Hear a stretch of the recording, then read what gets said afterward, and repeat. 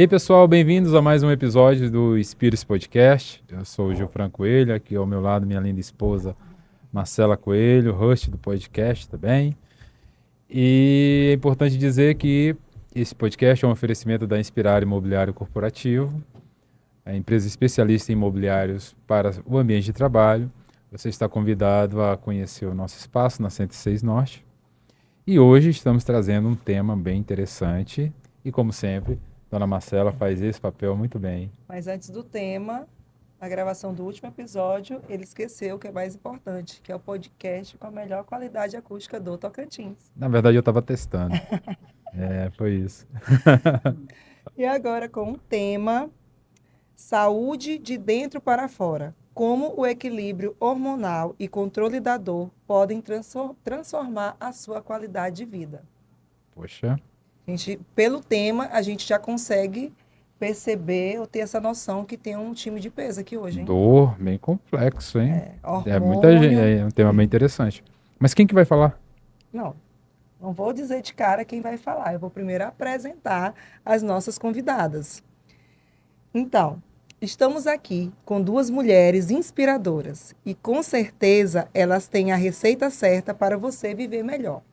Uma é médica há 24 anos, formada pela Universidade Federal do Tocantins. Se especializou em clínica média no Hospital Asa Norte, em Brasília. Titulada pela AMB em endocrinologia pela Santa Casa de São Paulo. Tem o título de endocrinologista da SBEM. Esse é o maior destaque que o endocrinologista brasileiro pode obter. Meu Deus do céu. Rapaz, eu tô Eu impressionado. tô até nervosa, gente. A outra é médica anestesiologista, consegui falar. Especialista em medicina da dor. Especializou-se em desenvolvimento humano e hoje atua dando mentoria para outros profissionais da área da saúde. Estamos muito felizes em ter aqui conosco a doutora Kátia Máximo e a doutora Renata Rossato Araújo, para o Bruno não ficar zangado, né, Renata? Ele fica mesmo. Que alegria gravar o nosso último episódio do Espírito Podcast aqui na Casa Cor, com vocês duas, né? Eu sei que tinha muita coisa ainda para falar, mas eu vou deixar agora para vocês. Se eu deixei de falar aqui alguma Kátia, se eu deixei de falar aqui alguma Renata, por favor, se apresentem. Que vontade, doutora. É um prazer enorme estar aqui falando sobre saúde, né, nesse podcast. É uma alegria poder estar aqui nesse ambiente super gostoso, estar em ótimas companhias e falando de um tema que eu amo, que é saúde, né? Então, para mim, vai ser só lazer. E eu até adianto que eu deixei, gente, de falar que muita coisa da doutora Kátia, deixando para ela mesmo, porque o currículo dela, olha, é extenso, né? Eu queria agradecer a oportunidade, o convite. Estou muito honrada em estar aqui com vocês, com a doutora Kátia também. E a oportunidade, né, de falar sobre a medicina da dor, de falar sobre o desenvolvimento dentro da área da saúde também. Muito obrigada mesmo e vamos que vamos, né, doutora? Vamos Que lá. a noite está só começando. Só começando. Para a gente é um presente, porque a gente fala muito de bem-estar, né? A gente fala muito de bem-estar. A nossa fala sempre é o ambiente motiva, o ambiente certo faz realizar. Né? O que nos move é saber que a gente consegue melhorar através das nossas soluções a vida dos nossos clientes. E a gente conseguiu hoje trazer para o Espírito Podcast, né? Além de vocês falando sobre a rotina de vocês, o trabalho de vocês, para inspirar outras pessoas e também dar conselhos, dar dicas, né, sobre saúde, para a gente é um privilégio muito grande, né, Gilfran? Eu concordo totalmente, até porque, primeiramente, eu tenho que dizer, a doutora Kátia é minha médica. Eu É falo nossa isso médica, com médica da orgulho. família. Essa mulher salvou a minha vida. É. E estou muito feliz de tê-la aqui, a Renata. uma simpatia de pessoa, conhecemos, né?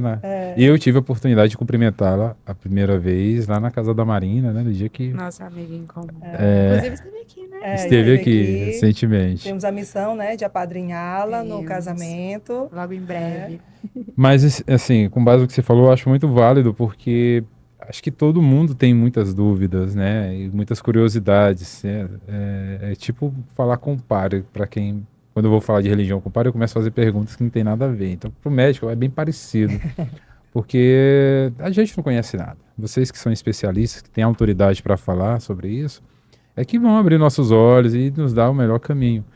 Então, é uma grande oportunidade para você que às vezes está com uma dúvida, né? A gente espera poder entregar aqui informações que venham trazer um esclarecimento e que melhore a sua vida. Obrigado mesmo. E a gente vai começar, né, trazendo para o nosso mundo, né, que são soluções para o ambiente do trabalho. Eu quero começar com a primeira pergunta, saber de vocês como vocês veem, né, que os fatores ambientais, né, o local de trabalho, a rotina diária afetam a nossa saúde hormonal e a nossa propensão à dor crônica. Nossa, tem tudo a ver, né? A cadeira do escritório, né? Onde a gente trabalha, a cadeira do consultório, né, doutora? Onde a gente passa horas do nosso dia, talvez a maior parte da nossa vida ali produtiva. Tem muita relação, sim, com a geração de dores crônicas, né?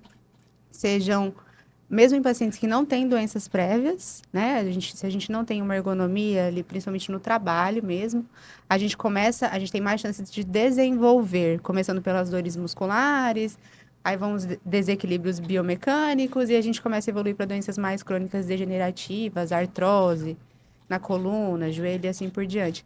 E aqueles pacientes que já têm, aquelas pessoas que já têm alguma alteração prévia, se deparando nesse ambiente hostil, um ambiente que não está bem preparado para receber, para que a pessoa fique ali sentada por muito tempo, por exemplo, uma mesa que não está apropriada, a tela de um computador que não está na altura certa, aí o processo ele acontece mais rapidamente, né? O processo de desgaste mesmo do corpo.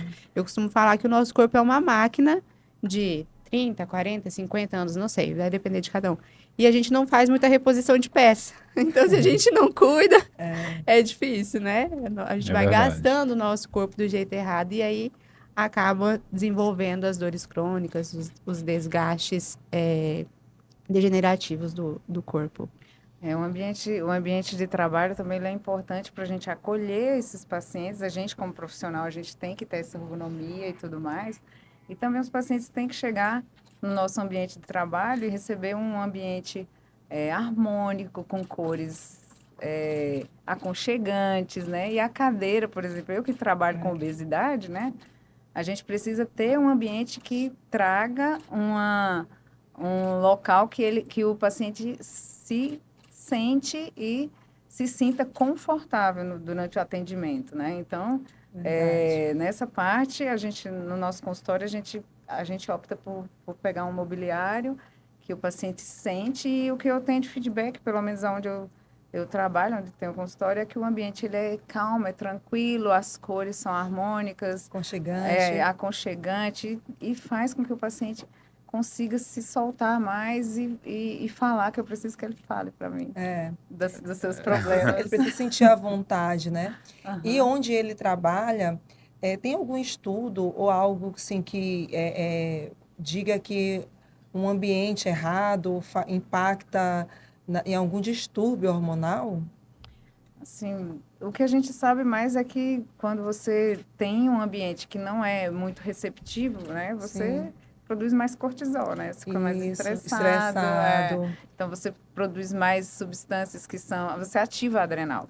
Entendi. Aí, na adrenal, você vai produzir cortisol e você vai produzir adrenalina, noradrenalina. Né? Nos meus pacientes, quando eles vão para o consultório, eles às vezes a gente vai medir a pressão, eles estão com a hipertensão do jaleco branco. Nossa. Isso é por aumento de hormônios, né? Entendi. Hormônios do estresse. Eu quis perguntar isso porque a nossa loja, assim como o ambiente, ele é todo tratado com acústica. E assim, o feedback que a gente tem dos nossos clientes é que, nossa, aqui acalma. Né? Quando vai lá na loja e principalmente e tem assim, as pessoas, tem gente que não percebe, tem gente que vai no bar, no restaurante, fica lá por horas, né? conversando, sai rouco e nem percebeu que aquele ambiente ele foi para distração, para um momento de lazer, foi ele mais estressado, né? E tem clientes que não, tem pessoas que não, tem pessoas que realmente, na hora que entram no lugar que tem acústica, ele já percebe e já diz, né? Nossa, aqui é calmo. O que vocês fizeram? Já É, nota a e, isso, diferença no impacto. e é algo que não deixou de ser tendência, entrou para o rol da questão da saúde, né? A acústica também, além do mobiliário, para acalmar, né? Seja no ambiente de trabalho, seja num restaurante, né? Seja num espaço onde tem uma exposição, num lugar onde tem pessoas, né? Conversando, que vão diminuir a reverberação do som e automaticamente deixar aquele ambiente mais tranquilo. Ter uma experiência mais positiva, né? Tem um dado que eu já vi pesquisando sobre ergonomia e tem uma estatística da OMS que ele fala de que a cada 10 pessoas, 7 vão sentir dores lombares. Eles colocam assim. Maior incidência. É uma estatística. Eu não lembro bem a faixa de idade, mas falou assim, a cada 10, 7 vão se queixar um momento de dor lombar. Assim, vai sofrer com dor e está relacionado, claro, sobre o postural, né? E isso é direto no corpo da pessoa. Eu acho que isso que você está falando, tem pessoas que são mais sensíveis que outras. Sim. E tem pessoas que, às vezes, elas acreditam, né? Vocês podem até confirmar se sim ou se não. Tem pessoas que vivem meio que no limbo, né? O cara que chega lá no restaurante, parece que tanto faz como tanto fez, ele convive com aquele ruído e sai. Eu acho que existe, porque tem gente que não se sensível, né? queixa. Eu Vive escuto, distraído, né? escuto pessoas que falam de incômodo de ambiente, falando da pauta acústica, e tem pessoas que Sair para almoçar aí, e não ter dor de cabeça. mas aí a gente fica a escuta muito. dúvida, fica a dúvida. Essa pessoa, ela vai inconscientemente absorvendo impactos dessa, por exemplo, dessa convivência com ruído. Aí ela começa a ter lesão auditiva. Ou a postura, por exemplo, como eu falei, de a cada 10, 7 vão sentir. O momento aquele que senta todo esculachado, todo relaxado, uma hora a dor vai chegar para ele. Então eu penso que deve ter pessoas que tá só aguardando o momento, mas que vai chegar para ele. A conta vai chegar, né? Uma hora A essa conta vai chegar. chega. É. As trocas de peças. Troca de peça. Tomara que dê pra trocar. Eu digo que ninguém faz transplante de coluna, né? É. Você não consegue fazer transplante de coluna. Verdade. Não tinha parado para pensar nisso. É verdade. Mas, doutora Kátia, me diga uma coisa. Como os nossos hormônios influenciam diretamente no nosso bem-estar, né? Parece até meio assim, poxa, mas que pergunta é essa, né? E na nossa qualidade de vida, e quais hábitos de vida impactam negativamente no equilíbrio hormonal?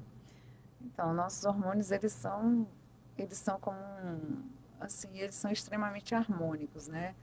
Eu acho a endocrinologia fantástica, porque cada hormônio, ele age da sua forma única nas células, né? E o corpo, ele age com esses hormônios, que são vários, com várias glândulas que a gente tem, e de uma forma harmônica, tudo funciona harmonicamente. Cada um, às vezes, uma glândula interfere no funcionamento da outra. Então, o que é que pode impactar no nosso organismo para que ele não funcione bem, né?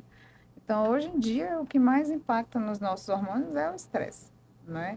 É o que mais impacta em termos de questões hormonais. Outras coisas que a gente pode citar além do estresse, né, que aumenta o nível de cortisol, que faz com que a gente ative a adrenal e aí faça aumentar a frequência cardíaca, aumenta a hipertensão, altera o sono, né? Que também vai mexer com a parte da melatonina, que é o hormônio do sono. E outras coisas também que impactam bastante é o sedentarismo, que aí a gente vai ter as doenças pancreáticas, de resistência insulínica, aumento de peso.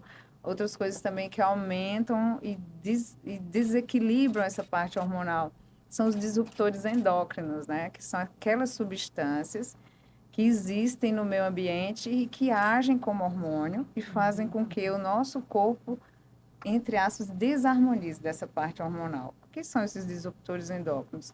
São substâncias de agrotóxicos, são substâncias quando você esquenta o plástico, que chama BPA, né? Hoje em dia a gente tem Sim. as crianças que usam as mamadeiras BPA free, porque isso aí são disruptores que eles entram no nosso corpo e eles ficam armazenados, às vezes, no tecido adiposo. E aí, com o tempo, pode dar algum problema na criança, como puberdade precoce, como alterações hormonais de tireoide, outras coisas que impactam na nossa saúde. Alimentação, né? Alimento saudável. Muitas coisas no nosso ambiente causam desregulações hormonais. Então, você falou esse ponto da alimentação, né? Eu já ouvi muitas pessoas, já vi algumas mães falando: ah, minha filha não come frango, não come peito de frango porque eles têm alta carga de hormônios e tal. Minha filha, a outra fala assim: ah, tá acontecendo isso porque come frango.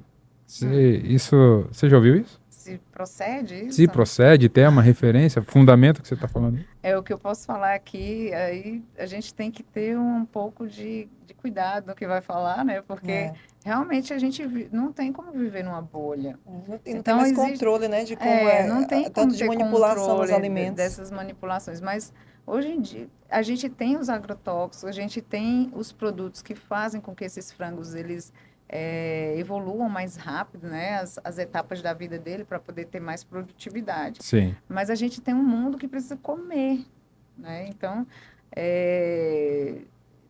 mas o que eu observo de positivo, que eu acho, né, é que hoje em dia as pessoas estão prezando mais pelas empresas que tratam com orgânicos, com matéria Sim, orgânica. com As responsabilidade. pessoas estão tendo mais cuidado com os alimentos, escolhendo alimentos mais orgânicos, até fazendo horta em casa, né? Então, hoje em dia as pessoas têm mais cuidado. Segundo em as observar propagandas, isso. até as salsichas ficaram saudáveis. Segundo as propagandas. Assim, a gente tem que destacar que existe uma grande faixa da população que não tem essa conscientização e nem condições de ter esse acesso, né? acesso a isso, né?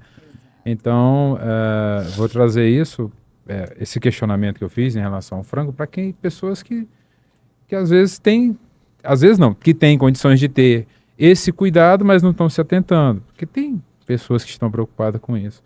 A gente sabe, os alimentos transgênicos também trazem esses conservantes que a gente tem em várias bebidas, por exemplo. Eu acho que isso tudo surte efeito hormonal no corpo do ser humano. Sim. Uma vez eu fui dar uma entrevista sobre uma cesta básica. O que é que você acha como endocrinologista de uma cesta básica, né? Pergunta difícil. Então, assim, porque a cesta básica, ela tem que ser viável, né? Aí me perguntaram o que é que eu acho que deveria ter numa cesta básica. Você tem que ter carboidrato, tem que ter proteína, tem que ter gordura de boa qualidade. Então, escolher isso com um orçamento curto é difícil para a difícil, é maioria da complicado. população. Né? Mas ovo, hoje em dia, é uma proteína de boa qualidade. É carne, que não precisa ser carne de primeira, né? Mas uma carne que traga aquele aporte proteico diário bom, né? E as frutas da estação, né? Que a gente não precisa comprar a fruta que está mais cara na gôndola, mas aquela que está na estação, que baixa mais o preço. Que tem oferta, né? Que tem oferta. Então, isso tudo faz com que barateie mais a cesta, né? E mantenha a qualidade nutricional do paciente. Então, mas a cesta básica atual, que conhece, ela oferece essa qualidade nutricional? Claro que não. Tô querendo colocar a doutora Cátia em maus lençóis aqui. Então, a tô indo cesta junto. básica, ela tem muito carboidrato, né? É. A gente tem, não é só no Brasil isso, tá? Sim. Então, a gente tem nos Estados Unidos também, a maioria a base da pirâmide alimentar, ela é o carboidrato. Mas muitas populações em muitos lugares do mundo têm o carboidrato como a principal fonte alimentar, né? E essa principal fonte alimentar de carboidrato não é nutricionalmente balanceado. Então, a gente tem pessoas acima do peso, com obesidade, desnutridos.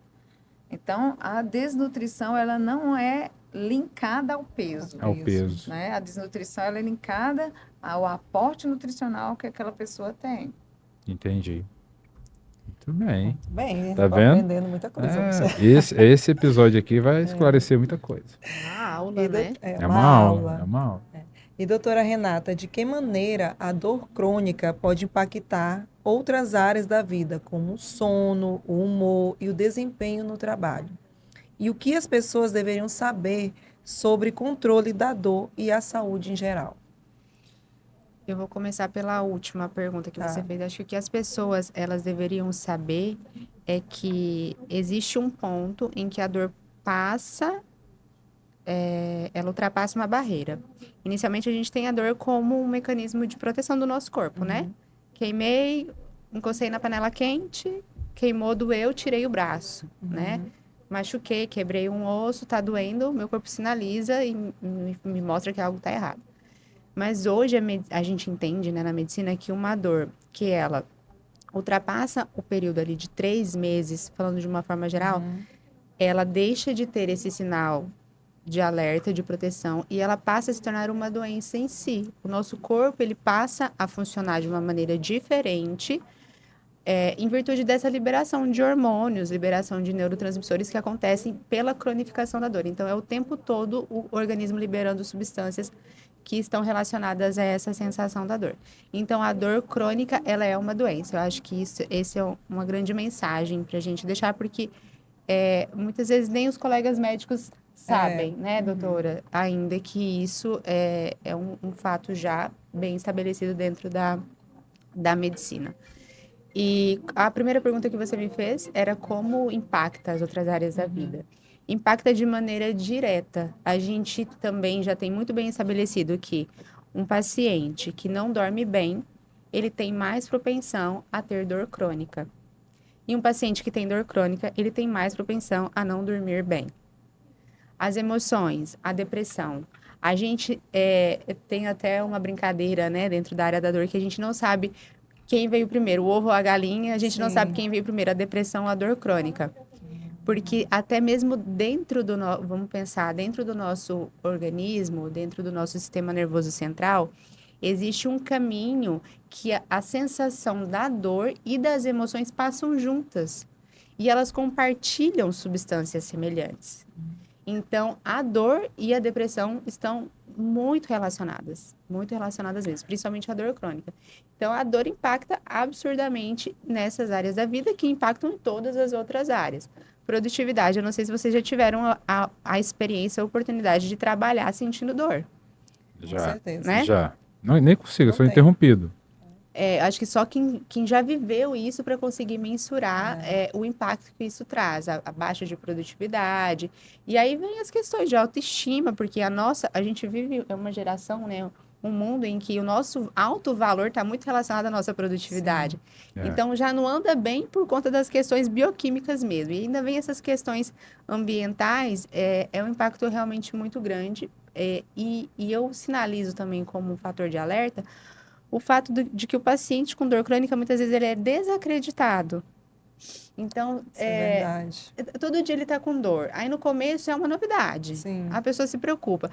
Do meio para o fim, ele já nem fala mais, porque as pessoas já não estão mais acreditando nele, né? verdade. E ele fica desenganado. Então, ele vai se sentindo excluído, ele vai, muitas vezes, duvidando dele mesmo. Será que eu estou sentindo mesmo essa dor? Eu devo ser fraco, então eu sou fraco. Então, eu sou mole mesmo, porque a conversa é essa. Sim. Que o fulano sente dor e não reclama, né? Porque minha mãe tinha enxaqueca e Continuava fazendo cuidava da casa. Você tem enxaqueca, você vai pro quarto ficar deitada? Como assim?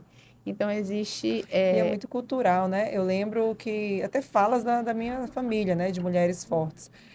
Quando estavam grávidas, se optava por fazer uma cesárea porque não aguentava dor. Ah, fulana é fraca, não aguenta dor.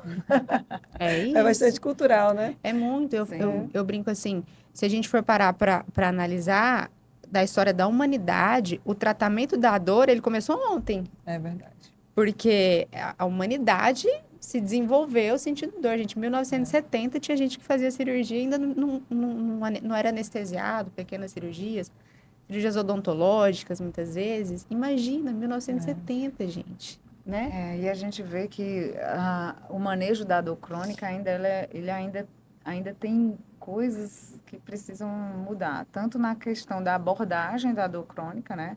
Às vezes o paciente ele pula de um profissional para outro e ele trata aquela dor como uma dor aguda. Então, a gente tem nos hospitais da parte nefrológica o maior índice de insuficiência renal por uso de anti-inflamatório. né? É isso que eu ia Então, dizer. Parece que o profissional ele está mais preocupado em passar o remédio do que procurar a causa daquela dor. é, Né? A sensação que eu tenho é exatamente. essa, né? E ele ganha uma prescrição, o paciente ganha uma prescrição, muitos desses remédios não precisam de receita controlada. Sim. Uhum. Então, o próprio paciente, ele continua tomando aquele remédio, que às vezes o médico, ele fala no pronto-socorro, alguma coisa assim, Passa passou 5 dias. dias. O paciente, ele continua comprando, aquele Sim. remédio foi bom. Aham. E a automedicação é um grande perigo, né, doutora? Sim. Ele mesmo vai se automedicando e a gente, não é raro, muito pelo contrário, dentro do consultório, a gente encontrar paciente com alteração de exames renais por conta do uso crônico A de minha mãe está anti-inflamatório. sofrendo isso. A minha mãe tem lúpus. Então, assim, eu trouxe para cá para consultar com a doutora Daniela, Uhum. onde ela foi atrás de todo o histórico dela de medicação. Você nunca tomou nada diretamente para lúpus, sempre foi para as dores. Então, o que acontece? Problema renal, Sim. né, descalcificação, meio monte de coisa causado por medicação. E essas medicações para dor, elas vão causando outros problemas. Então, hemorragia digestiva. E puxando a sardinha para a endocrinologia, né? Os pacientes que usam muito corticoide. Sim. Então, eles usam betazona, dexametasona, prednisona, tudo que é zona, eles vão e vira uma compram. zona. A beta 30, que todo mundo 30, que ama, alivia resolve a tudo. dor. Já Então- tomei essa aí, uma vez. Tá vendo? Dor nas Então, costas. Então, quando o paciente desenvolve um problema tentando corrigir outro, né? Por exemplo, dessa parte do corticoide, ele causa sérios problemas de saúde. O uso do corticoide crônico para dor, ele faz o paciente ter diabetes, osteoporose, fratura, hemorragia digestiva alta, ele pode ter fragilidade capilar, né? Então, é um paciente que ele está fazendo uma doença sem estar tendo a sua doença de base corrigida.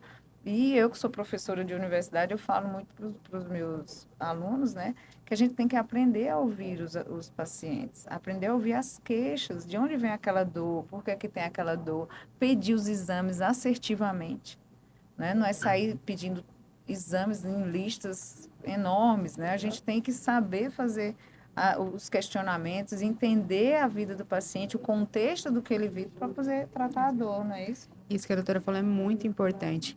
Entender que o tratamento de uma dor aguda, o que a gente fala, o que a gente define, Então, né? eu queria, a doutora Cátia falando agora, eu acho até importante, né, para quem está assistindo, explica que qual é a diferença entre aguda e crônica. Nesse nosso contexto, a gente chama aguda uma dor que dura menos de 3 meses. Uma dor crônica, uma dor que dura mais de 3 meses. A gente estabelece esse critério de tempo. Sim. Então, uma dor aguda, uma dor de curta duração, vamos pensar assim, ela é tratada de uma forma. A gente usa algumas medicações específicas para aquela dor. Uma dor crônica que ela já passou, vamos pensar assim, o cérebro dela já tem uma cicatriz, né? Ele tem uma sequelinha que faz ele ficar produzindo aquelas substâncias de dor que a gente falou agora há pouco, Sim. constantemente. Essa dor, ela é tratada de outra forma. Não é com a dipirona, não é com o corticoide, não é com o cetoprofeno, o Flanax da vida. A gente pode usar em alguns momentos, mas são outras classes de medicações, muitas vezes até a intervenção em dor para auxiliar no tratamento dessa dor crônica. Mas, doutora Renata, rapidinho, dá para detectar, assim, imagino que sim, mas me confirme, em exames, esse perfil de dor crônica e aguda, você consegue ver isso? É mais clínico mesmo. É mais clínico, né, no caso. Pela história, há quanto tempo, é mais a linha do tempo que vai dizer isso. Exato, é um critério mais clínico do que laboratorial. Entendi. Quando a gente estava elaborando o script, né, eu fiquei me questionando, poxa, uma coisa que eu quero perguntar, assim, é a que você já começou falando. Quando que a pessoa sai da situação em que ela já não sente mais? Você falou que a dor para de emitir sinais. E aí eu fiquei na dúvida, mas é a dor que... Na verdade é a gente, a pessoa passa... Ela se acostuma, né, com aquilo, com a presença da dor e o corpo se adapta. Em partes. Quando eu disse naquele momento, eu falei assim, a dor ela deixa de ter um papel de sinalização de perigo, digamos assim, de proteção, e ela passa a se tornar um problema. O sentimento da dor, a sensação, a experiência da dor, vamos falar dessa forma, ela continua. Mas uma coisa é o estímulo nocivo, que a gente fala, eu apertei o seu braço, você bateu o dedo no canto da porta. O estímulo nocivo é uma coisa. eu e você passando pela mesma experiência, nós teremos muito provavelmente experiências de dor diferentes. O Entendi. mesmo estímulo, com a mesma intensidade, causam experiências diferentes. Por quê? A experiência da dor, ela vai além do estímulo que causou. Então, às vezes, até na sua infância, como você assimilou um momento em que você sentiu dor, como você viveu essas experiências dolorosas na sua vida, vão te trazer uma experiência de dor. Então, se a dor para você sempre foi uma coisa terrível, a sua experiência de dor vai ser terrível. Se a dor para você não foi culturalmente contornada, como um Quando é processo, atleta aqui, tipo assim, o atleta mesmo, ele é muito mais resistente à dor, né? Porque ele é muito mais. acostumado a conviver com a dor. Ele entende que é um processo. Isso também Isso não é também é legal, né? perigoso É em algum certo perigoso. ponto. Então, a experiência da dor vai ser diferente para cada uma dessas pessoas. O ambiente externo também influencia. Se a pessoa se sente acolhida, se ela não se sente. E aí a gente entra num ponto bem polêmico, né, doutora? Que são os ganhos secundários. Algumas pessoas por experienciarem a dor, às vezes elas ganham benefícios que são interessantes para elas e muitas vezes até inconscientemente aquilo se torna um feedback positivo. Outras têm mecanismos negativos, ela perde muita coisa com a dor, então ela vai se comportar de formas diferentes. A dor é um universo, né? Multifatorial. Mas Ele também é complexo. verdade que homens sentem mais dores, lidam com a dor. Estatisticamente, Com está no certeza. consultório. Eu digo que o homem sente mais dor do que a mulher. Cultural, não É é? O cultural. homem não não aprendeu desde cedo isso, né? Então a gente vai amplificando durante o decorrer da vida. A mulher Mas a mulher é costuma mais sentir forte. mais. Mais resistente. Ela sabe que ela vai passar pela dor do parto, Sim. né? A cólica Homem não tá mesmo. acostumado. Mas A cólica mesmo. essa é uma pela dor que não dá pra menstruação, comparar, né, não, gente? doutora? Como é que compara como eu vou lidar com a dor do parto e não dor E a gente tem também síndromes dolorosas que elas são tratadas cronicamente. Então, a gente tem fibromialgia, né? A fibromialgia é uma dor crônica e ela tem muito a ver também com as fases da vida da pessoa, né? Quando aquele paciente que tem fibromialgia, ele passa por um período mais Estressante. emocional, mais estressante, ele passa por crises de pioras da dor. E é uma doença reumatológica, né? Mexe muito com essa parte emocional, a parte de dor, de sensibilidade. E são coisas que a gente tem que tratar cronicamente. A dor, ela é um sintoma neurológico, né? Então, você tem inflamação, mas quando você tem a inflamação em algum lugar, por exemplo, você tem uma dor porque o joelho está inflamado, uma artrite séptica. Então, você vai ter a informação neurológica de que tem dor. Então, uma dor crônica, ela é diferente de uma dor aguda, como a gente estava falando para voltar um pouco, porque a gente vai tratar essa modulação neuronal, né? E tentar organizar o que está causando a dor. A principal causa de dor, se eu não estiver errado e você me corrija, por favor, são as dores lombares, né? As dores articulares, que a gente tem muito, né? As pessoas têm muita dor osteoarticular, que são posturais, estresse, tudo Cadeira mais. errada, altura da mesa errada. Isso. Sedentarismo. Né? Sedentarismo. Nosso Então, corpo não foi feito para ficar parado. Falta de exercício. Imagina, assim. nosso corpo não foi feito para ficar sentado numa cadeira 8 horas por dia. Ainda a gente senta na cadeira errada. Pensa. Viu, É gente? isso aí, você aprendeu aí? Você que tá, né? E eu falo para os pacientes, né, a gente que é da endócrina, a gente trata muito a neuropatia diabética, né? A gente tem os pacientes que têm a neuropatia diabética secundariamente a uma hiperglicemia. Então, você tem lesão neurológica dos neurônios que transmitem a dor, né, que fazem ter um alto índice de amputação de membros inferiores, arritmias cardíacas, problemas de trato gastrointestinal e de memória. A neuropatia diabética também mexe com a memória. Esses pacientes que têm essas dores, né, eles têm realmente, como a Renata falou, mais processo depressivo, eles têm mais baixa autoestima. E quando a gente trata a dor e maneja de uma forma adequada, é ótimo. Agora, eu vou dizer que todo paciente que tem dor, ele tem que se movimentar, né, Tem. Renata? Com certeza. Tem que fazer atividade Faz física. parte do A tratamento. parte de dor lombar, por exemplo, ele tem que ter um core bem desenvolvido. Então, aquele velhinho que tem sarcopenia, né, que é a diminuição da quantidade da massa muscular e da força muscular, ele vai sentir mais dor. Então, a gente tem que ter uma poupança de saúde a partir desde a infância, Desde né? a Mas a infância. partir de 30, 40 anos, a gente vai desenvolver essa sarcopenia, que é uma doença metabólica, é uma doença hormonal metabólica. Então, perder músculo é um órgão endócrino. Hoje em dia, a gente sabe que ele produz substâncias. Então, eles produzem substâncias também analgésicas. Então, Olha. existem substâncias que são produzidas no músculo, que elas melhoram o sono. Mas é aquele músculo desenvolvido por atividade física, não é aquele músculo fabricado, não, né? Não, Ah. aquele músculo. Não existe, como é que a gente diz assim, não existe almoço, né? Pronto, Grátis. assim, grátis. A gente tem que, né? Então, a musculatura ela tem que ser desenvolvida e ela influencia demais nos quadros álgicos, né? Pois é, e aí, ouvindo vocês agora falando sobre isso, qual a importância de olharmos para dentro de nós, né? Porque o que vocês estão dizendo é exatamente isso, dessa importância, pensando, né, lá no futuro, de nos conhecermos melhor para evitarmos problemas de saúde mais graves, né? E que passe até por um tratamento onde vai debilitar mais a pessoa. É a prevenção, né? E a gente só consegue prevenir se a gente está atento. Se a gente passa pela vida distraído, a gente só vai tratar a verdade. consequência, vai correr atrás do prejuízo, não é, doutora? Apagar incêndio. Só enxugar gelo, apagar incêndio, né?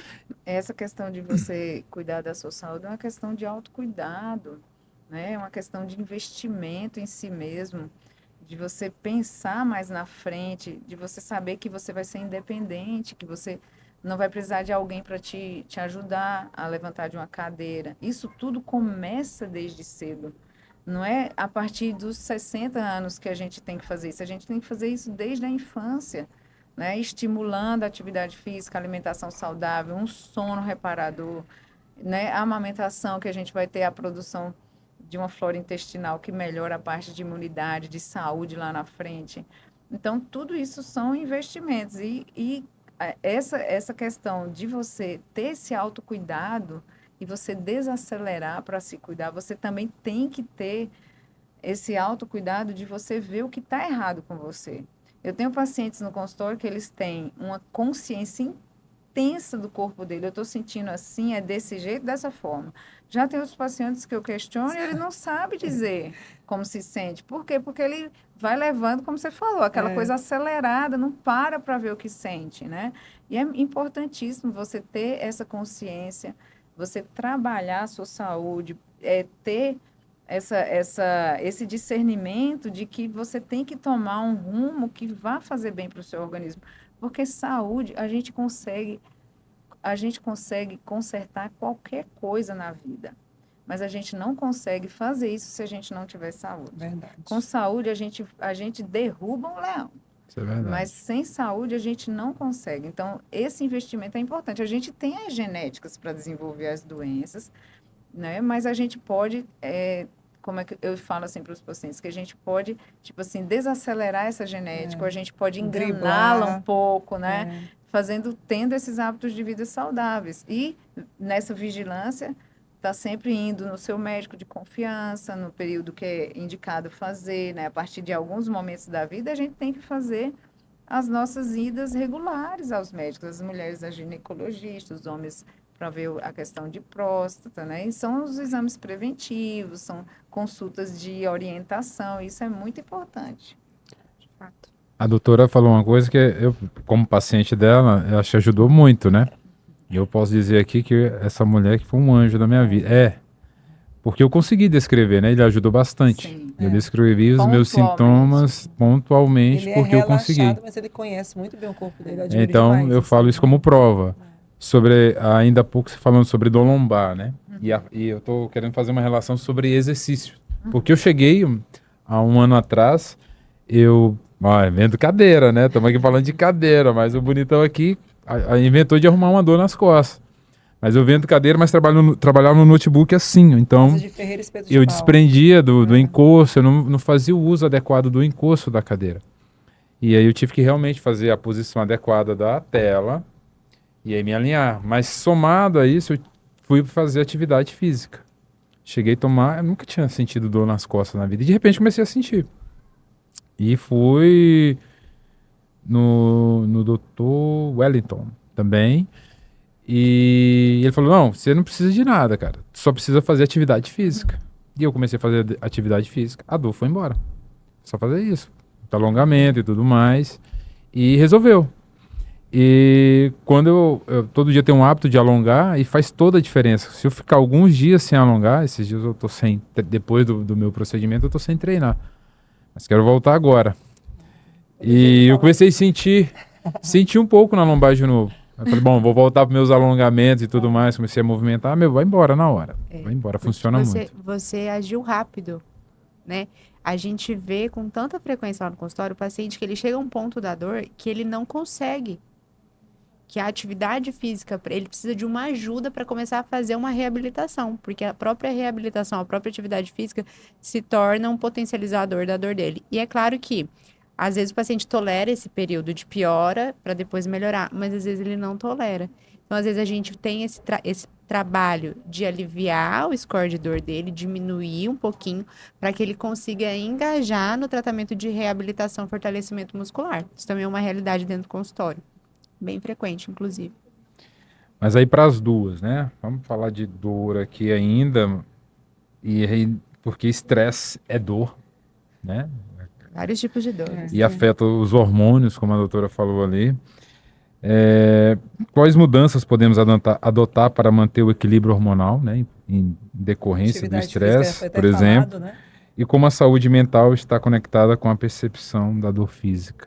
As mudanças que a gente tem que ter para manter um bom equilíbrio hormonal é cuidar do nosso corpo com muito cuidado, né? Procurar se preservar, procurar criar prioridades na sua vida, né? A gente tem uma vida que a gente tem que trabalhar, a gente tem uma vida que a gente tem que dar conta de uma família, quem tem filhos, mas a gente tem que procurar sempre usar o bom senso, né? O bom senso para que a gente faça boas escolhas e faça equilíbrios, que a gente tem equilíbrio nas nossas decisões. Então, a gente tem que cuidar do nosso corpo com muito respeito, né? Sabendo que temos limitações, né? Nós temos limitações de cansaço, nós temos limitações emocionais, né? Então, ambientes que você não se sente bem, que é um ambiente tóxico, é uma coisa que você tem que evitar, porque gera estresse.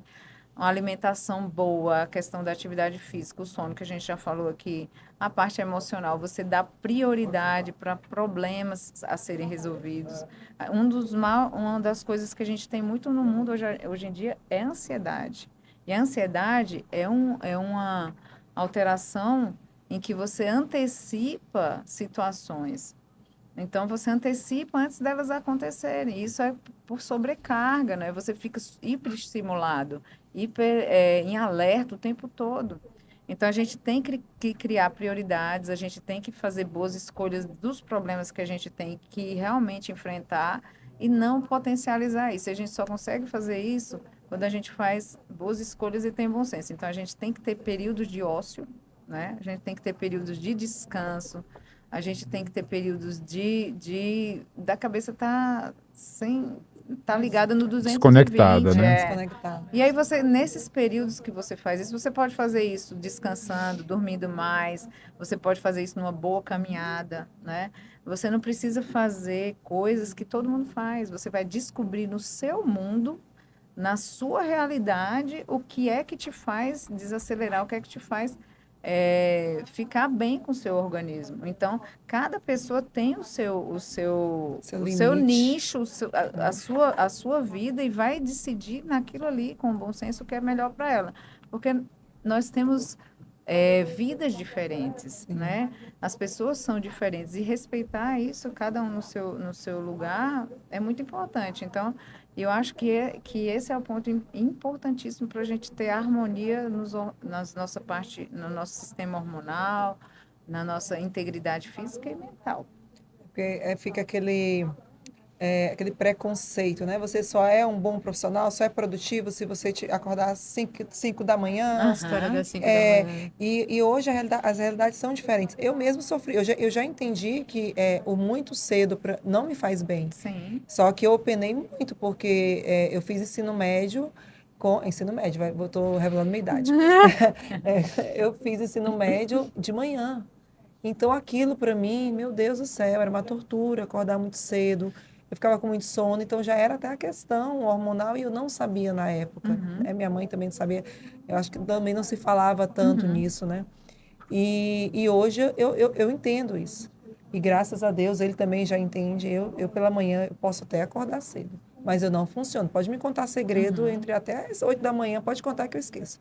Não, Você é uma pessoa mais vespertina do que Isso, matutina. Você isso. produz mais a partir do meio ao final do dia. Sim, Uhum. produzo mais. Só que eu descobri isso já adulto e muitas das vezes, às vezes até as crianças, elas demonstram isso. Tem crianças assim, dá dó, você leva dormindo para a escola, né? E dá, hoje em dia, com tanta tecnologia, né? Com tantos profissionais Acesso ao competentes, conhecimento. dá para a gente perceber isso. E, mais uma vez, a cultura, né? Faz a gente entrar numa bolha que não é nossa, né? Faz a gente se sentir mal, faz a gente ficar doente, porque a gente sempre quer atender a expectativa do outro, né? É uma coisa meio pasteurizada, né, que eu falo, assim, você querer normatizar coisas que não existem. Mas tem grandes empresas que já veem isso, né? Tem empresas que você tem lugares de você jogar, de você deitar Para numa de rede, né? descompressão. Para que você consiga desenvolver o seu potencial melhor, mas Sim, tendo esse período de descanso. Então, as empresas americanas têm isso, as japonesas sempre tiveram, né? Sempre tiveram. Então, isso aumenta a produtividade e também melhora a qualidade de vida da pessoa. Por isso que eu digo que cada pessoa tem que ter sua realidade respeitada, né? Sua individualidade. verdade. Perfeito. E você acredita também, Renata, que a saúde mental assim, está totalmente conectada com a dor? Você já até falou que acredito. causa, né? A dor causa. A gente não sabe quem vem primeiro, né? Mas absolutamente. Porque quem não Absolutamente. está com a saúde mental também em dias, acho que também tem a dificuldade, né, De de lidar. até relatar a dor. E de lidar da melhor forma, né? De assimilar da melhor forma, de lidar da melhor forma, de buscar ajuda, de ter a resiliência mesmo para enfrentar essa dificuldade. E também de entender, eu sempre falo assim, a dor ela é uma oportunidade da gente ver algo que a gente não estava vendo ainda. Seja físico, seja mental, seja espiritual, seja social, ela é uma oportunidade para a gente olhar a partir dela. E se você não está equilibrado mentalmente, você vai ter dificuldade de olhar para isso. Você vai ter dificuldade de promover as mudanças que você precisa promover, né? Ainda mais cedo você falou, fez uma correlação da depressão com sentir dor, né? Dos canais que andam juntos e tudo mais. Já me falaram que, é o que eu ouvi, tá? Que a depressão faz sentir dor literalmente. Pode estar o score de dor o nível que a gente sente de dor, ele pode sim aumentar em episódios depressivos. É a própria tensão também. Muitas vezes a depressão e a ansiedade estão relacionadas, né? Em muitos casos, a doutora estava falando da ansiedade, é aquele estado de hipervigilância que a gente fica. Eu não sei se você já percebeu quando você está ansioso, você fica muito tenso. Pilhado. Parece que você está com armadura, assim, tá esperando chegar, né? E isso aumenta a sua propensão de sentir dor. Aumenta a tensão muscular, aumenta a chance de você ter dores de cabeça. Aí você já tem um probleminha na lombar, já vai começar a piorar a lombar. E é um grande desafio. Dentro do consultório, sempre que eu percebo que um paciente tem, eu não sou psiquiatra, né? Mas como médica da dor, não tem como não entender, não tem como não estudar sobre as questões de saúde mental. Então, quando a gente percebe que o paciente tem uma tendência, ou a gente faz uma avaliação pelo score, né, de depressão, e a gente vê que ele está tendenciando, que ele está num estado depressivo, eu solicito auxílio de um profissional da área da saúde mental para que a gente possa ter os melhores resultados dentro do tratamento da dor. E, de fato, quando o paciente engaja, dependendo da indicação, né? Psicoterapia com um psicólogo, ou de repente o uso de algumas medicações indicadas pelo psiquiatra. Inclusive, dentro do tratamento de dor, muitas vezes a gente usa antidepressivos, não com o objetivo direto de tratar a depressão, mas para você ver como as coisas estão relacionadas, né? Como dentro do nosso corpo, Para desacelerar. as coisas se relacionam por aquelas substâncias que eu te falei que ficam sendo muito liberadas, a noradrenalina, por exemplo, Então, a gente inibindo um pouco dessas substâncias, a gente consegue ter resultados na dor e a gente consegue melhorar as emoções. Mas é um uso estratégico nesse caso, É um né? uso Das estratégico, medicações. de fato. E a gente não, eu sempre gosto de falar isso para o paciente, olha, eu não estou te passando esse antidepressivo, quando for o caso, não é porque eu estou falando que você tem depressão, não sou eu que vou fazer esse diagnóstico, mas é por causa da dor. E aí, quando esse paciente, ele também engaja no tratamento voltado à saúde mental, poxa, a gente tem resultados bem superiores, é bem significativo. Eu fiz umas sessões de acupuntura um tempo atrás, quando eu estava na investigação, né? E antes da sessão, o fisioterapeuta, ele lá com aquele ferrinho, massageava, ele fazia uma espécie de massagem nas minhas costas e falava, cara, você tá muito tenso. Ele falou, eu falei, mas como? Eu pego aqui, não, tem muito nódulo nas tuas costas, assim, tá cheio e tal. Eu pego, mas não sinto nada. Ele falou, não, calma. E ele tinha uma especialização de tato alguma coisa que ele sentia. E onde ele passava, ou ele massageava, eu sentia doer realmente. Ele falou, isso aqui tudo são nódulos das suas costas Os e tal. famosos trigger points, né? Pontos de tensão Incrível. muscular. E a gente vai acumulando. Eu antes não tinha feito. Foi a primeira vez que eu fiz na vida. Então tava tudo aqui É porque tem acumuladinho da vida pessoas, inteira. igual ele, tem resistência a aceitar que está no momento tenso. Tipo, ele estava na fase de investigação. Então, quando a gente estava buscando o diagnóstico, ele estava só com os sintomas, a doutora Cátia também entrou com esse tratamento com ele, né? De antidepressiva, totalmente resistente a isso. A gente não É, consegue é. mudar algo que a gente não reconhece. Enquanto a gente não olha para aquilo, a gente não consegue mudar, né? A negação, ela é inimiga da Eu tive o melhora. prazer de. Inimiga da medicina. Eu tive o prazer de conhecer o Rivotril. Nós ficamos amigão. Amigão. E resistente, mas ainda bem que a doutora Kátia bota ele no eixo, acho pouco. Mas de todos os exames preventivos, qual ou quais vocês consideram importantes que as pessoas deveriam estar ligadas, né? Que garantiriam, né? Eu sei que nunca é uma garantia, né?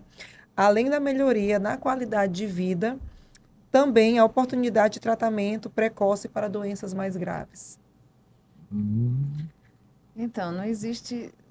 Existem alguns períodos da vida que a gente tem exame preventivo. A gente está no mês. Qual é o mês desse mês? Outubro Outubro Rosa, rosa, né? Então, de mama. o que é que a gente tem em relação a esse mês de Outubro Rosa, que é super bem lembrado para a saúde da mulher? Que o exame preventivo de mama salva vidas, né?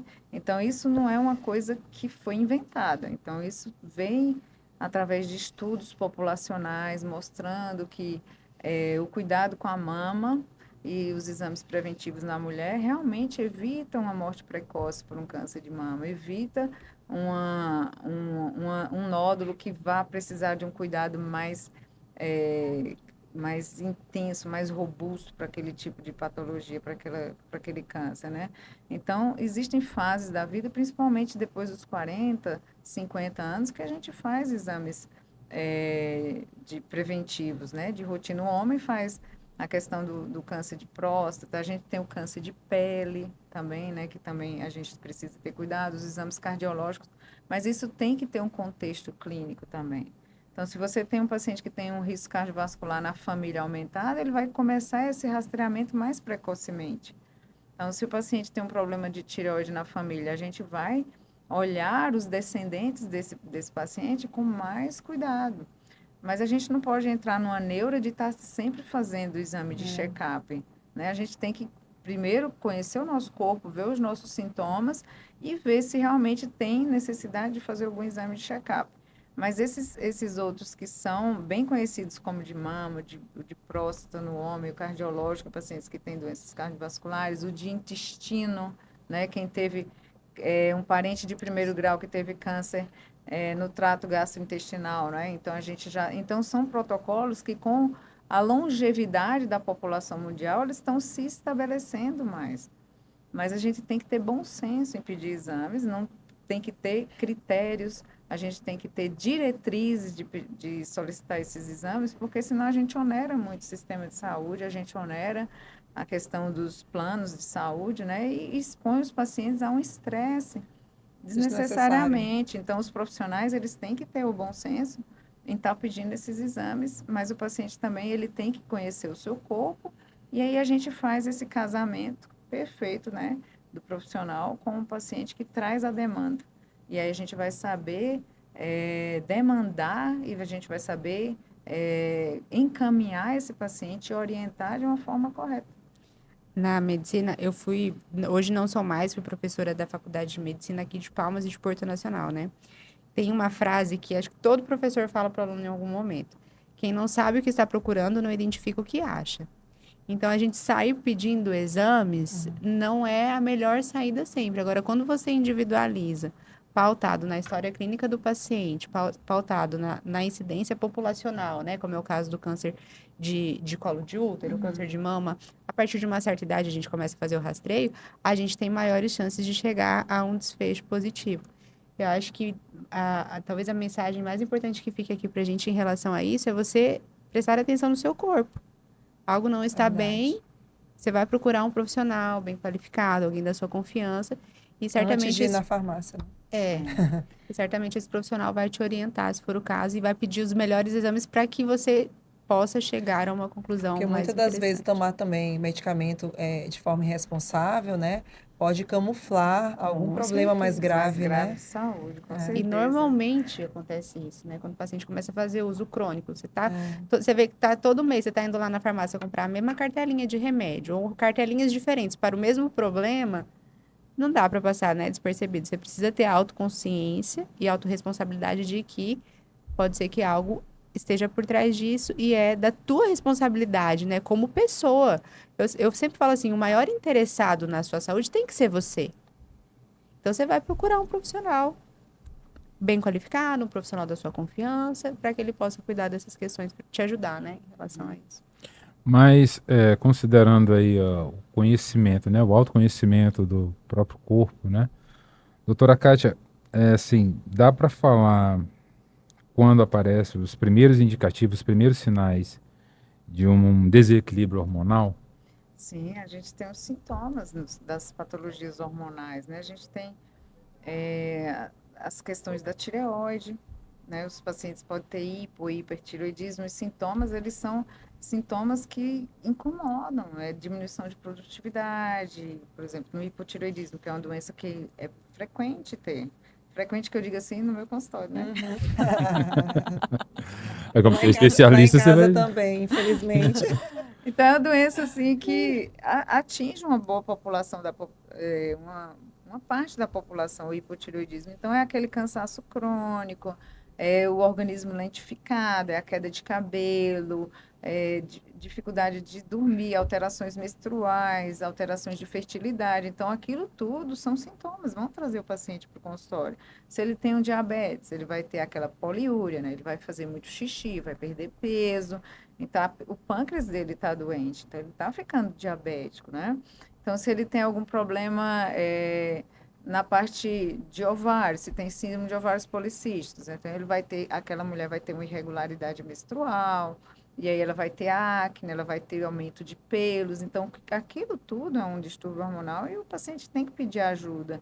Outra coisa que a gente tem também alterações hormonais de outras glândulas, né?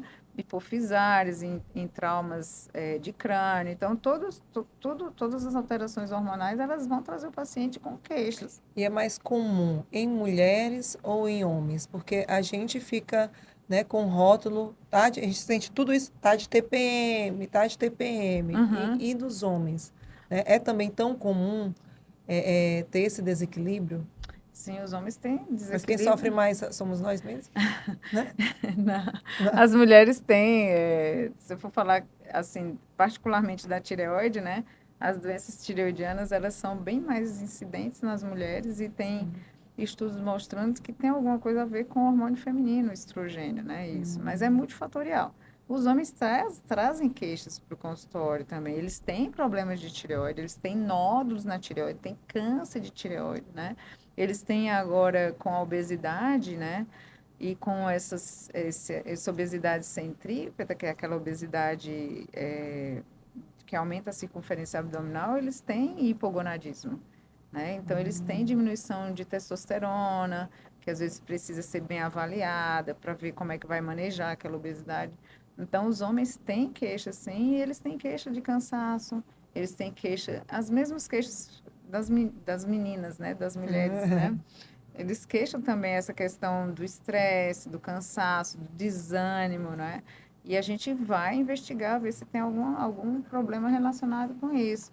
E uma coisa que a gente também está vendo muito é o aparecimento da esteatose hepática, né? Que é mais frequente no homem. Não. É. Mas tem mulheres também, só que as mulheres, assim, os homens, eles têm mais, porque eles formam mais aumento de circunferência abdominal, né? Bebem mais. É porque A bebe mulher, mais, né? O homem bebe mais cachaça, é por isso. Né?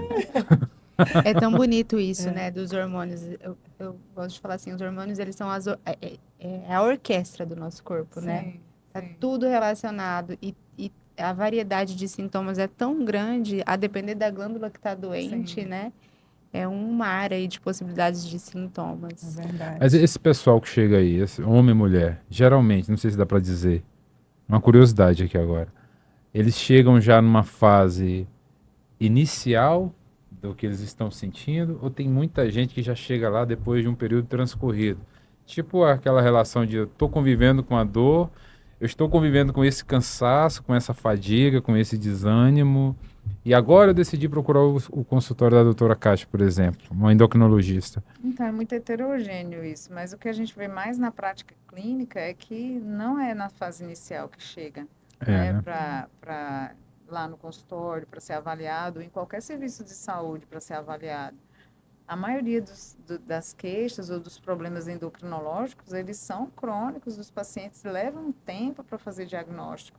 Às vezes, ele vai em um outro profissional, né, que teve uma boa formação médica, e aí o profissional detecta que aquilo ali é um problema hormonal e encaminha para o especialista. Mas a maioria das vezes, não. Realmente, os sintomas já vêm de um quadro arrastado. Quantos pacientes com pré-diabetes ou diabetes a gente não pega, né? Não faz exame, não presta atenção nos sintomas. Quando você vai ver, ele já está diabético, Já está diabético. não tem mais como retroceder. Diabetes não tem cura. Depois do caso do Gilfran, né, e do que a doutora Renata está falando de orquestra, né, eu até acredito que toda pessoa com algum problema específico, seja cardíaco, eu não sei, no estômago, tinha que ter um acompanhamento também hormonal, né, porque o Gilfran aqui é um exemplo, né, que a gente estava buscando, porque acreditava que o problema era cardíaco, Uhum, né, e não estava atrás do que estava causando esse problema cardíaco, sim, né? Então, sim. sendo a orquestra do corpo, acho que deveria, né, ter É, alguém, ter um Ser mais maestro lá. prestigiado. Isso eu falo é. com toda certeza da minha leiguice, né, pelo menos pelo que a gente tem Mas vamos, vivido. vamos só dar É, um detalhe, né, do que aconteceu, né? A doutora Kátia falou várias vezes aqui a palavra adrenal. Eu tive um nódulo na glândula adrenal que gerava uma grande quantidade de hormônios, né, doutora? Sim, sim. Uma alta carga de adrenalina. Isso desencadeava uma variação na minha pressão arterial, nos meus batimentos cardíacos, e o caminho foi a remoção. Então eu mas até sofri com chegar isso. lá, foi difícil, É, é eu complicado. produzia o triplo de adrenalina que o meu corpo poderia, né, que era necessário, digamos assim. Sim, e aí você tem as crises paroxísticas, né? De dor de cabeça, palpitação. São sintomas que parecem um pânico, Parece. né? Então você sente uma sensação de morte, né? E tem muita gente que é tratada com síndrome do pânico Pânico, e, na verdade, exatamente. tem o feocromocitoma, né? Tem pessoas que têm. Teve um caso de acho, que aquele Rodrigão nos Estados Unidos, atleta com a saúde em dias, né? Ele não tinha sintoma nenhum. O que que aconteceu? O nódulo dele estava com 13 centímetros, então, não sei como é que fala, não sei se Ele rompeu, rompeu. e Fez teve uma. hemorragia interna e já estava apertando o O baço. baço. Uhum. Então, se eu não estou enganada, ele teve que tirar o baço. Então, a cirurgia foi bem mais complexa. E ele não sabia que tinha um nódulo, porque não tinha nenhum tipo de alteração, né, Uhum. que detectasse isso. Então, Uhum. já foi um caso mais complexo.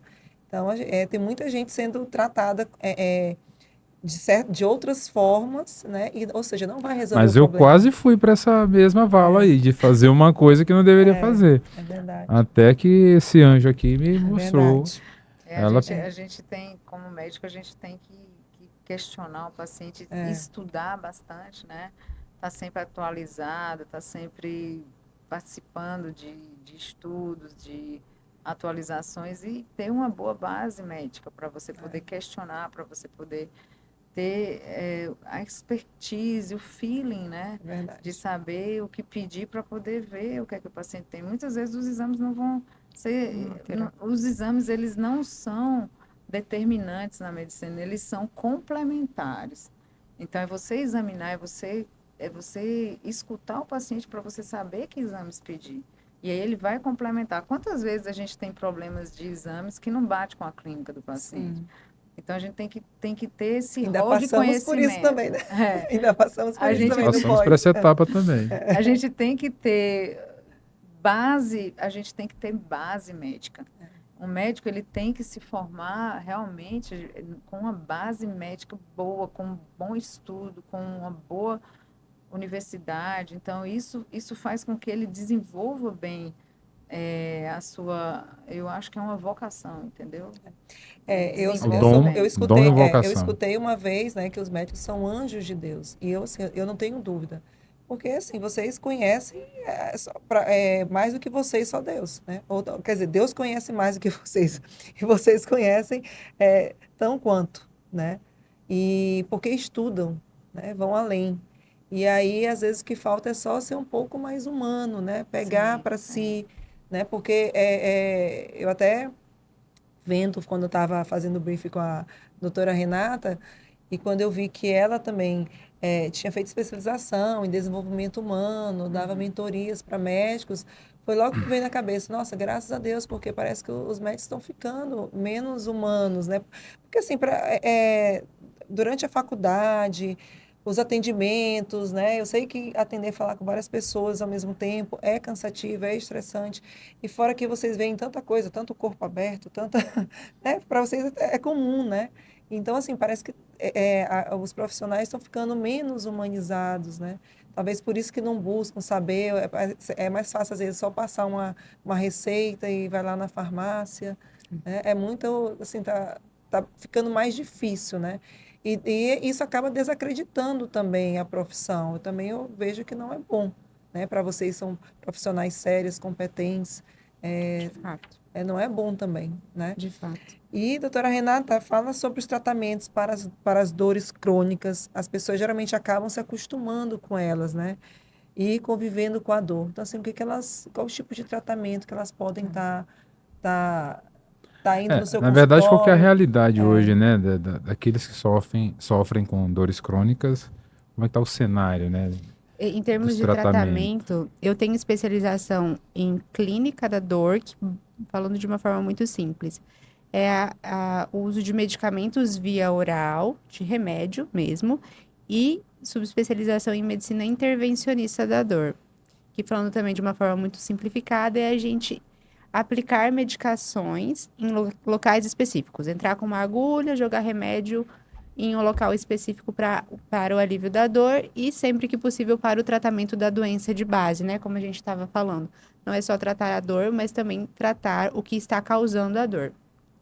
Então, dentro do cenário que a gente tem hoje de possibilidades para os tratamentos das dores agudas e, sobretudo, as dores crônicas, a gente tem dentro do tratamento médico, que é a minha especialidade, a gente tem todas essas opções.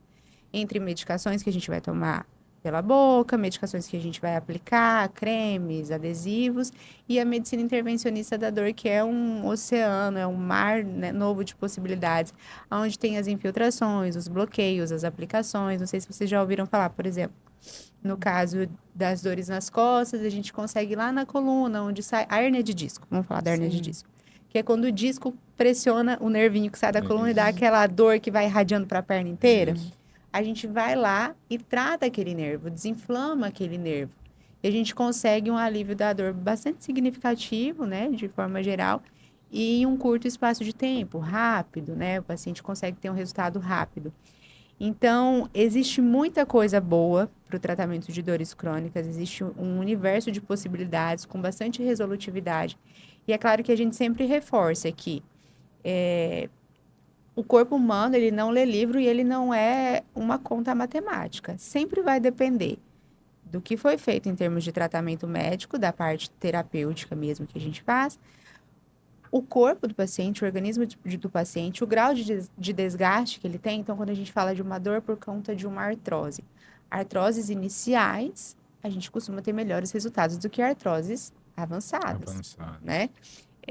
E também a dedicação do paciente ao tratamento, que a gente entra muito na parte não medicamentosa, que é reabilitação, fortalecimento muscular, tratamento com fisioterapeuta, com educador físico, tratamento com endocrinologista. Eu tenho pacientes com uma artrose, ele está todo descompensado metabolicamente. É muito difícil fazer esse paciente melhorar significativamente. Não tem como, a gente está lutando contra a maré. Então, é olhar para esse paciente de uma forma ampla, olhar para ele, né? Não para a articulação dele, não para a artrose dele, olhar para o paciente, tentar procurar identificar os pontos que precisam ser alinhados dentro de tudo que envolve a saúde dele. Não é à toa que a consulta lá no consultório dura 1h30, 2 horas. A gente fala do sono, das emoções, a gente pede exames, a gente encaminha quando a gente precisa encaminhar, para que a gente possa promover uma melhor qualidade de vida em termos de alívio de dor. E eu sempre falo alívio de dor, porque às vezes eu não posso prometer que eu vou zerar a dor do paciente. Seria uma irresponsabilidade da minha parte. E algo que a doutora falou no início da conversa, que é a autonomia. Então, às vezes o paciente fala assim, eu tenho pacientes que chegam assim, essa semana mesmo, o paciente, doutora, eu já tô com... Ela tinha 70 e alguma coisa. Eu não quero fazer muita coisa, não.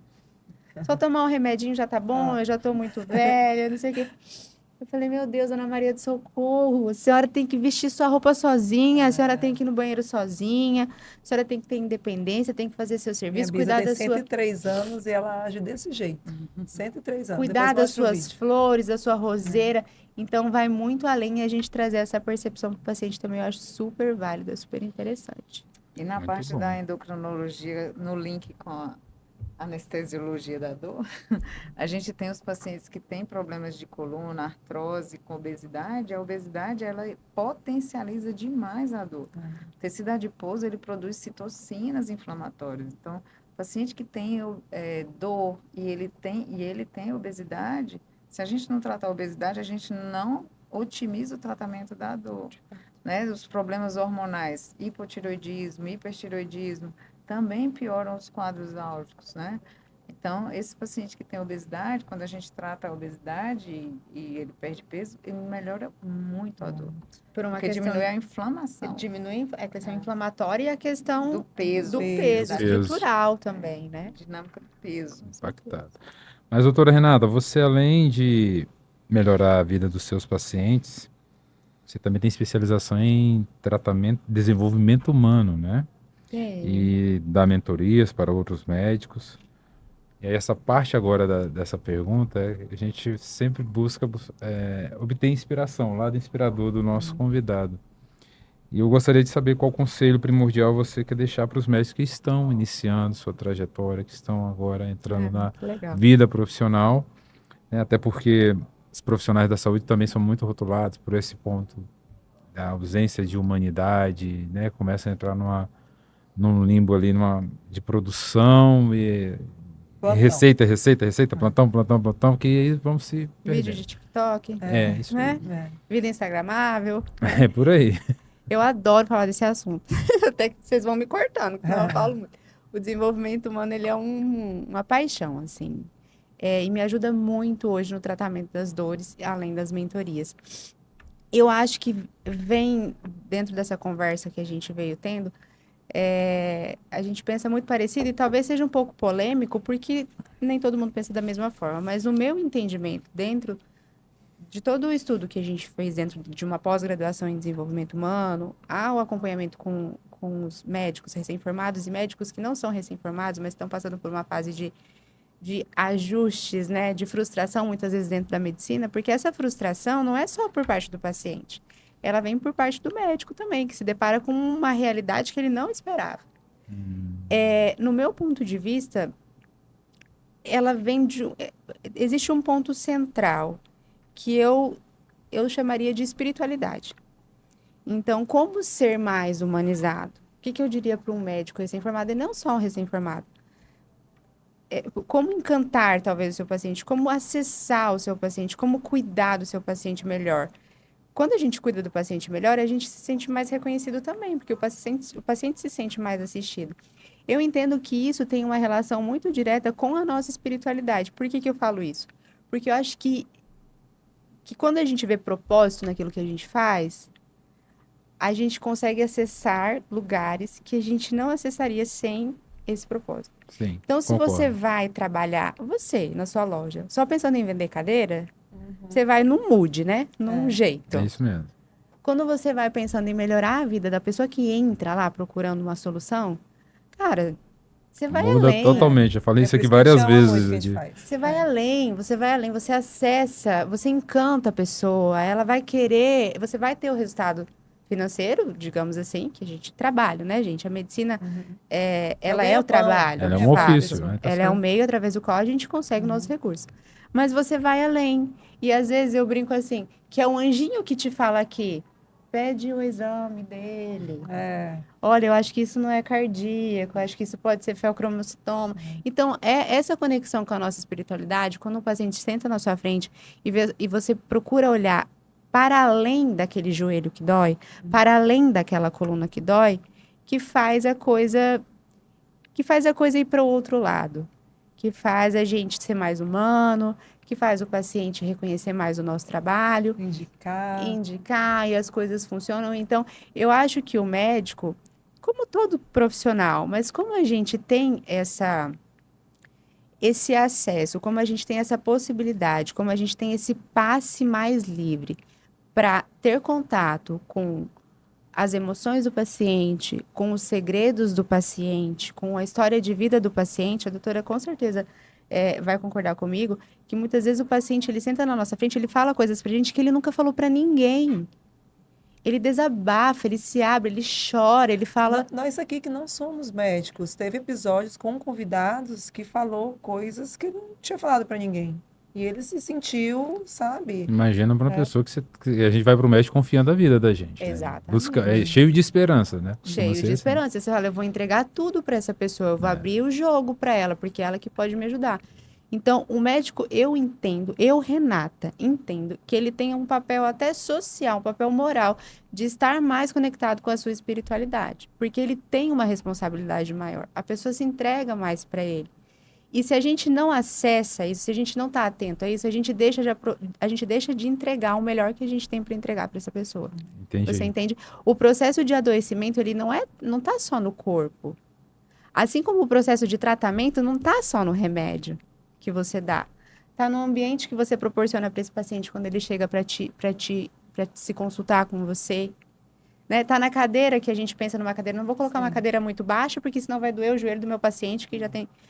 Vai na forma como você trata ele, a forma como ele se sente, a forma como você ouve ele. E claro que também na parte da medicação, a parte técnica e tudo mais. Então, eu acho que é um pouco isso Muito bom. que eu diria. E, doutora Kátia, você tem noção da importância que você tem na vida das pessoas? Eu não sei se você já parou assim para pensar, porque a Renata está falando disso, né? E realmente é muita responsabilidade. Né? E essa conexão, quando o médico está aberto, o paciente também cria, né? Cria essa conexão espiritual. Porque por duas vezes, né? Eu também tive um episódio, acho que é eritema nodoso o nome, né? Sou ruim de nome. E aí eu tinha ido em várias vezes na emergência, dengue, chikungunya, nananã, e eu sofrendo com a dor, inchaço, sem andar. Ela tomou muita dipirona, né? Muita Ela dipirona, chegou a ficar... Já não muita. sentia mais nada. E aí veio assim na cabeça, doutora Kátia, né? E aí ela ficou até muito preocupada comigo na época, e já encaminhou para reumato e tal, assim, mas cuidou de mim, né? Abrindo o leque, né? No caso do Gilfra, a mesma coisa, a gente vindo, né, da consulta, e eu disse, não é possível, que é só remédio para pressão, não é só isso. Aí eu falei assim, vou marcar com a doutora Kátia. Falei, mas o que tem a ver? Meu negócio é cardio, tem a ver, ela vai resolver. Então, assim, eu digo que é o Espírito Santo, né? Eu tenho o lado espiritual, né? O nosso lado espiritual, né? A gente tem muita fé. A gente acredita mesmo que Deus é o arquiteto, é o centro, né? E estarmos aqui, inclusive, é obra dele. E eu não sei se você tem, né, essa consciência, né, do grau de importância que você tem na vida, na nossa vida mesmo, é muito importante. E eu quero saber, assim, se você tem algum conselho para dar, né, para as pessoas que buscam a qualidade de vida, né, para que as pessoas, né, eu sei que você já falou muito no início, né, de como o que que a gente precisa fazer, mas se tem algum conselho, assim, mais íntimo, do coração, que vá tocar alguém, né, que vá se comunicar com alguma forma, mesmo que não tenha possibilidade, oportunidade de ir até o seu consultório. Então, a responsabilidade como médica é grande para a gente É, poder. Eu acredito que existe essa parte de espiritualidade, com certeza, eu acredito, se a gente não, até nos primórdios de todas as civilizações, seja ela a mais rebuscada, a mais não rebuscada, todos têm dentro de si alguma coisa que procuram espiritualidade, né? Então, você vê nas tribos antigas, sempre tem, a gente tem isso. Então, a gente tem que dar a gente tem que dar um norte para isso. A gente tem que realmente. E é isso que faz com que a gente se coloque no lugar do outro, né? Então, para a gente poder ajudar alguém, a gente tem que se colocar no lugar do outro, ter humanidade, ter. E a gente só consegue fazer isso se a gente conhece a gente mesmo. Se a gente não tiver esse autoconhecimento, não investir nessa parte de autoconhecimento, nessa parte de espiritualidade que é de cada um, e você é responsável por aquilo em você, se você não cultiva isso, não cuida desse jardim, você não consegue ajudar o outro. Então, eu como médica, porque é a minha profissão, né, a gente lidar com os pacientes num momento de extrema fragilidade, né? E a gente tem que ter ética, a gente tem que saber lidar. Muitas vezes a gente erra, né? Às vezes a gente não, a gente também é humano, às vezes não está no dia bom, mas a maioria das vezes a gente tem que estar equilibrada, né, para poder fazer isso. E o que eu passo para as pessoas que querem saúde, que querem ter uma vida boa, uma vida saudável, é realmente investir nessa parte sua de você se colocar no lugar do outro, você aprender a humanidade. Isso você aprende muito na família. Nós, como os pais, né, quem tem filhos tem essa missão de ensinar, e a gente, no nosso dia a dia, em cada nicho nosso, é com o nosso exemplo que a gente vai mostrar para as pessoas como elas podem mudar. E as pessoas têm que ter a sensibilidade de captar isso, de ver, de enxergar a vida. Nós temos a nossa vida é o nosso principal presente, né? A gente tem, todo mundo quer viver, né? A gente quer viver, a gente nunca quer morrer. Então a gente tem que fazer essa vida valer a pena. E é no dia a dia, nos pequenos detalhes do presente, no dia a dia, no estar no presente, é que a gente vive isso, que a gente consegue crescer e não. E a gente tem períodos que a gente vai estar mais triste, que a gente vai estar mais alegre, e a gente tem que viver estes momentos. Porque o que é que está acontecendo com a gente nesse mundo de hoje? É sempre querer ficar na dopamina, lá em cima, né? A gente sempre tem que estar tudo bem, tem que estar tudo ótimo, a gente tem que estar bem tudo. E o que eu vejo nessas questões de ansiedade, nessas questões de doença, que as pessoas estão adoecendo mais, não tanto da parte física, né, de doenças de verdade, como das partes psíquicas, né? A gente tem muita doença psíquica. Isso vem desse não autocultivo, desse não se conhecer, e essa espiritualidade que a gente tem que cultivar. Quando a gente consegue fazer isso, a gente consegue ver o outro, acolher o outro, criar um ambiente harmônico, né?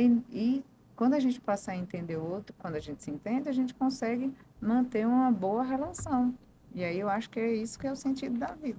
Nossa. Quando a gente fala espiritualidade, eu sou cristã, né, doutora, eu não sei se é, mas não necessariamente é Sim, religiosidade. Existem, né, sim, as pessoas, a espiritualidade é você buscar algo, entender que há algo além. sim, A gente está aqui por um motivo. sim. A gente está construindo algo, fazendo parte de um quebra-cabeça, digamos assim, né? Então, só para a gente trazer, porque às vezes a pessoa poxa, mas eu não acredito em Deus, não é minha crença. Mas não precisa ser necessariamente isso, caso não seja o seu caso, mas procurar algo que vá além do material, né? Um senso de propósito além daquilo que a gente vê e pode palpar. Isso traz um significado absolutamente diferente para a nossa vida, né? E a gente vê isso cientificamente. A gente não está inventando ainda. Não é Cientificamente, achismo. pessoas que têm um grau de espiritualidade numa doença, né? Aqueles grupos que têm espiritualidade, eles conseguem encarar mais uma doença com melhora de sistema imunológico, melhora de resposta a tratamento do que aqueles outros que não têm aquela espiritualidade. Então, isso é importante. É importante. Nossa, fechamos as gravações do Espírito Podcast aqui na Casa Gol com chave de ouro, né?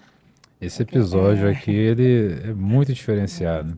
Vocês trouxeram uma riqueza de informação que eu tenho certeza que quem assistiu esse episódio gostou muito, porque é quase uma consulta, né? Só faltou ter uma receita aqui para nós. Mais ainda, assim, além de informação, mas coisas inspiradoras, né? Que eu tenho certeza que vai mudar a vida. É uma consciência inspiradora, na minha visão. Que é o propósito do Espírito Podcast, né? O nome não é à toa. A gente sempre fala, se alguma pessoa se conectar ou mudar ou melhorar a vida de alguém, então a gente já é um passo cumprido, né? Isso é verdade. E a gente está muito feliz, né, de ter feito esse episódio com vocês. A vontade que deve ficar aqui conversando mais 3 horas, né? E a gente vê sempre tem mais conteúdo para falar. Tem.